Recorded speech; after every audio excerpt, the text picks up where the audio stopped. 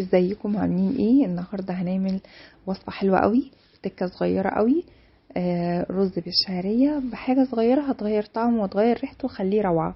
عندي هنا اهوت 2 ورقه ورقه لورا و2 حبهان و2 قرنفل او مسمار. خلاص. وعندي طاسه فيها زيت، هروح محمراهم شويه، خلي زيوت الطياره تطلع منهم تشميها وتتحمر شويه. هنزل عليها بكوبايه شعريه. عايزه اقولك الحركه ديت او الاضافه ديت الصغيره دي هتعجبك جدا، هتخلي ريحه الرز حلوه قوي وطعمه احلى. جربيها وان شاء الله مش هتندمي. بس انا بحمر عادي بقى بطريقه التقليديه بتاعتنا جدا. هحمر الرز، اللي هحمر الشعريه بتاعتي لغايه لما يوصل اللون الذهبي بتاعنا الحلو. وبعدين هضيف عليها الرز بتاعي. عايزه تحطي رز بسمتي، رز مصري، زي ما تحبي. انا حطيت هنا اهوت رز مصري، رز بسمتي منقوع.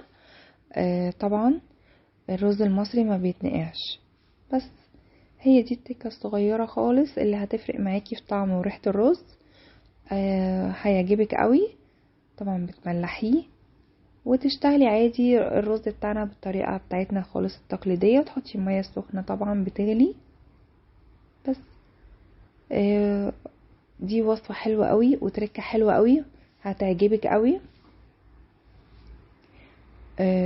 عايزه تحطي كمان فص مستكه صغير كده مع اللورا والقرنفل والحبهان. حطيه برضو، المستكه بتبقى ريحتها روعه وبتدي طعم حلو قوي في الاكل.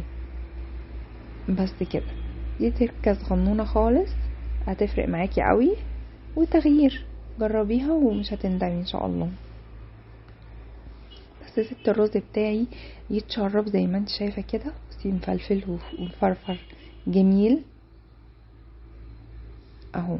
بصي ولا لزق ولا اي حاجه، وذهبي خالص. هغرفه بقى، تقدميه بقى مع زي ما تحبي بقى، خضارك فراخ. حلو قوي قوي قوي، هيعجبك. تاكليه كده من غير اي حاجه، هتشمي ريحته روعه وطعمه احلى. بس طبعا بقى بتشيلي وانتي بتغرفي، شيلي بقى لو قابلتي الحبهان، قابلتي القرنفل، ورقة اللورا، شيليها لما تيجي تغرفي وتقدمي طبقك. بس يا رب النهاردة الوصفة تكون عجبتكم. جربوها ان شاء الله هتعجبكم قوي. واشوفكم بإذن الله في وصفة جديدة من وصفاتي. تابعوني. مع السلامة.